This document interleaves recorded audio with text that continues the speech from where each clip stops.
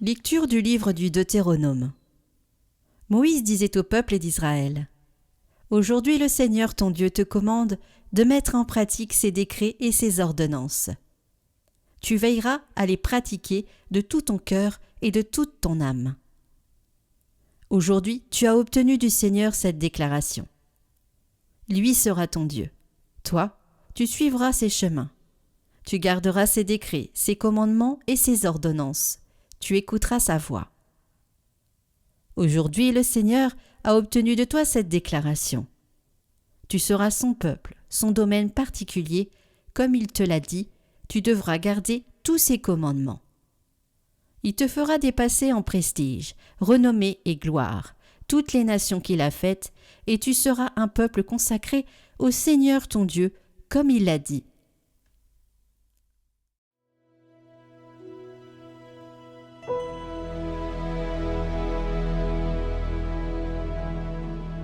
Heureux ceux qui marchent suivant la loi du Seigneur.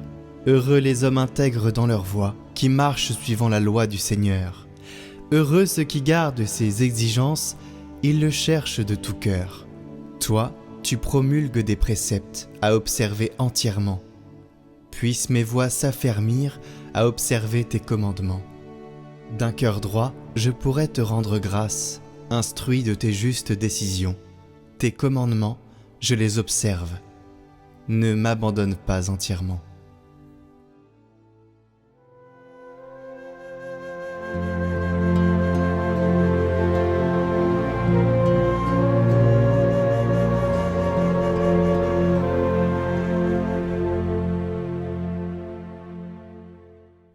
Évangile de Jésus-Christ selon saint Matthieu. En ce temps-là, Jésus disait à ses disciples : Vous avez appris qu'il a été dit : Tu aimeras ton prochain et tu haïras ton ennemi. Eh bien moi je vous dis, aimez vos ennemis, et priez pour ceux qui vous persécutent, afin d'être vraiment les fils de votre Père qui est aux cieux. Car il fait lever son soleil sur les méchants et sur les bons. Il fait tomber la pluie sur les justes et sur les injustes. En effet, si vous aimez ceux qui vous aiment, quelle récompense méritez-vous ? Les publicains eux-mêmes n'en font-ils pas autant ? Et si vous ne saluez que vos frères, que faites-vous d'extraordinaire ? Les païens eux-mêmes n'en font-ils pas autant ? Vous donc, vous serez parfaits comme votre Père céleste est parfait.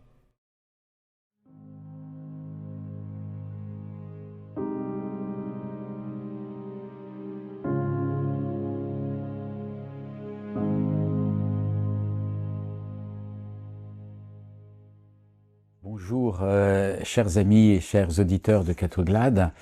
Nous avons entendu un texte d'évangile tiré du Sermon sur la montagne. Jésus, après avoir parlé des béatitudes, nous explique comment nous sommes différents des autres. Attention, non pas supérieurs, nous sommes au milieu de tous nos frères, mais en tant que fidèles de Jésus, nous allons avoir une marque particulière, et c'est pour cela que nous trouvons cette espèce de balance entre « on vous a dit et moi je vous dis ». On vous a dit d'aimer vos amis, à l'instar, si j'ose dire, de toute spiritualité, de toute philosophie, de toute droiture. C'est comme inné, ça va de soi. Mais Jésus nous dit, moi je vous dis aimez vos ennemis. Que pouvons-nous dire de cette réalité que sont les ennemis et l'amour que nous avons pour les ennemis? Alors, je me souviens d'une petite anecdote. J'étais curé à ce moment-là en Charente et une dame, par ailleurs tout à fait charmante et généreuse, me disait « Je ne comprends pas l'amour des ennemis parce que moi je n'ai pas d'ennemis. » Je dis « Vous n'avez pas d'ennemis ?» Oui, elle dit « J'aime tout le monde. » Ah, alors je me suis permis de lui dire « Ce n'est pas parce que vous aimez tout le monde que tout le monde vous aime. » Et donc c'est peut-être l'occasion de réfléchir sur l'amour. Certains amours ne sont pas réciproques. Certains amours sont réciproques, mais ne sont pas symétriques. Certains amours sont réciproques et symétriques. Je m'explique. L'amour qui n'est pas réciproque, c'est précisément l'amour de l'ennemi. J'aime quelqu'un qui ne m'aime pas, qui peut-être même me fait du mal, me haït, ou m'est totalement indifférent. Et nous savons que cet amour de l'ennemi prend une forme particulière. Dans cette prière que nous allons réciter à la fin, le Notre Père, c'est le pardon. Mais il y a des amours réciproques, c'est-à-dire par exemple le père qui aime son fils et le fils qui aime son père, c'est réciproque, mais ce n'est pas symétrique. Symétrique, c'est comme par exemple l'amitié. Et Jésus nous dit, aimez-vous les uns les autres d'un amour d'amitié. Voilà comment il presse ses apôtres la veille de sa mort. Et là, il y a une sorte non seulement de réciprocité, mais de symétrie, d'égalité. Je n'ai pas plus d'autorité que toi dans la relation, c'est simplement de l'amitié.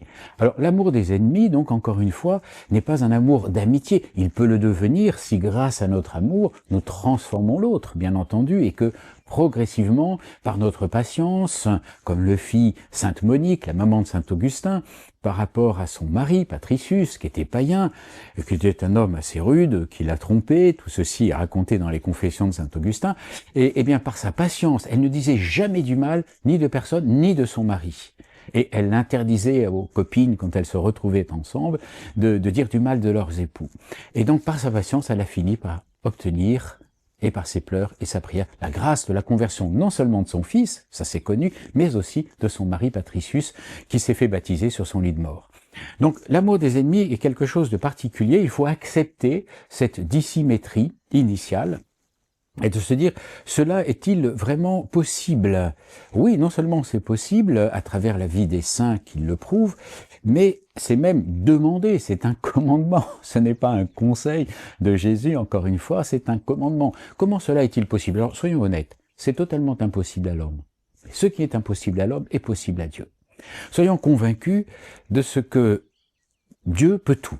Il a créé le monde. Il peut créer quelque chose dans notre cœur d'inédit quand même. Enfin, je veux dire, qu'est-ce que c'est que simplement renverser un tout petit peu notre cœur qui naturellement va se bloquer face à la haine et face à la jalousie, face à l'ennemi. Oui, mais alors je crois que nous ne pouvons pas aimer nos ennemis si nous n'avons pas nous-mêmes bénéficié de la miséricorde de Jésus en croix. Tant que nous pensons être des êtres parfaits, qui n'avons pas eu besoin d'être pardonnés.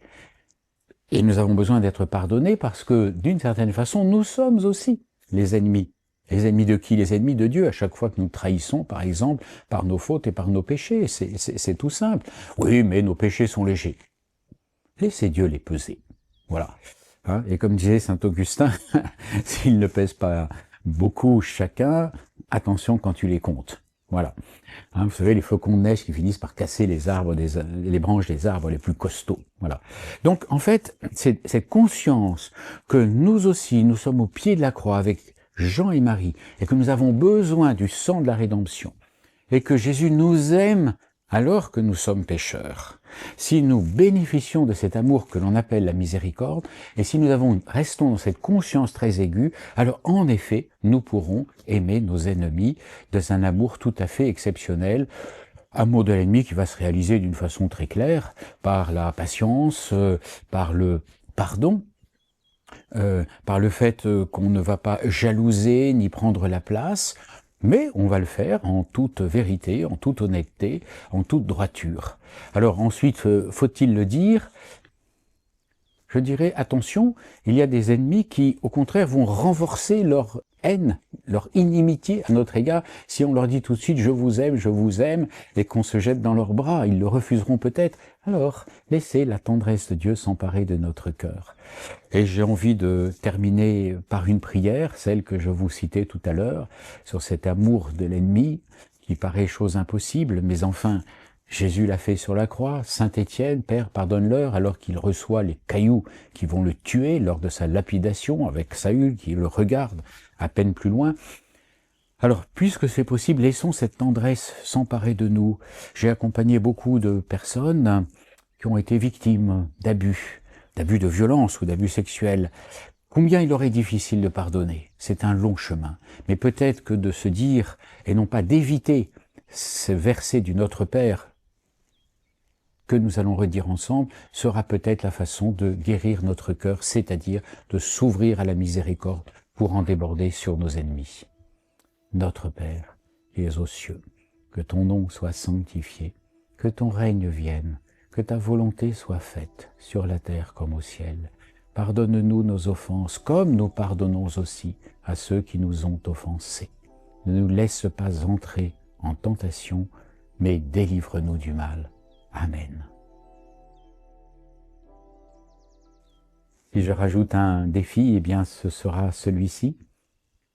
Regardez autour de vous, il y a certainement des personnes qui vous aiment, peut-être vos parents, peut-être votre époux, vos enfants, etc. Mais essayez d'identifier les personnes qui, à raison ou à tort, ne vous aiment pas. Identifiez-les simplement et dites-vous comment un jour, quand cette miséricorde se sera totalement emparée de votre cœur, vous pourrez à ce moment-là les aimer comme Jésus les aime. Voilà, je suis très heureux d'avoir commenté avec vous ce passage de l'Évangile selon saint Matthieu. Vous retrouverez dans quelques jours. Je suis Monseigneur Luc Ravel, archevêque émérite, c'est-à-dire en retraite, de Strasbourg, et auparavant évêque aux armées françaises, aujourd'hui retiré sur Paris. À très bientôt.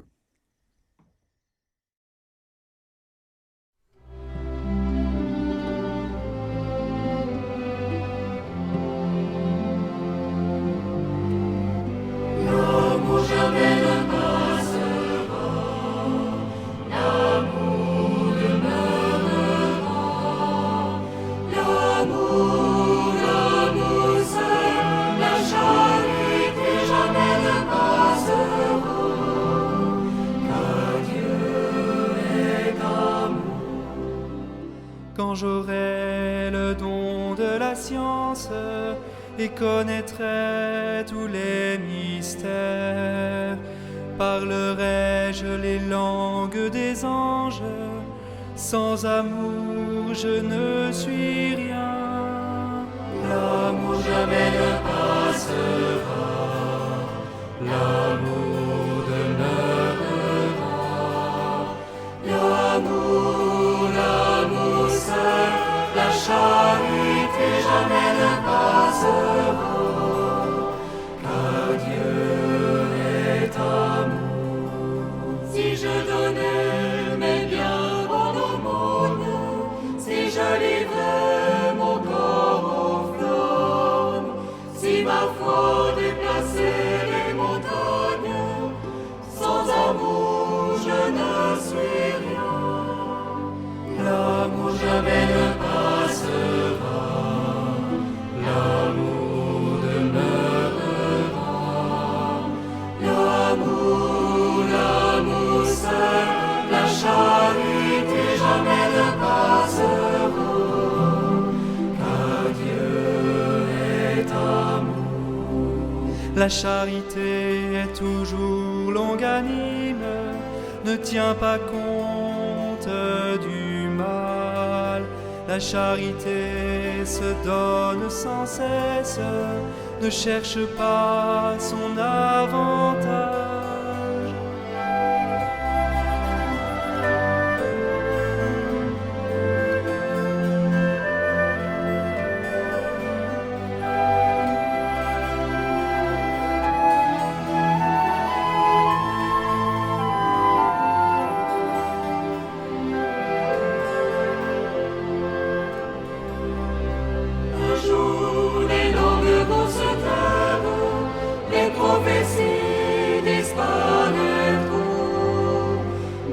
Dieu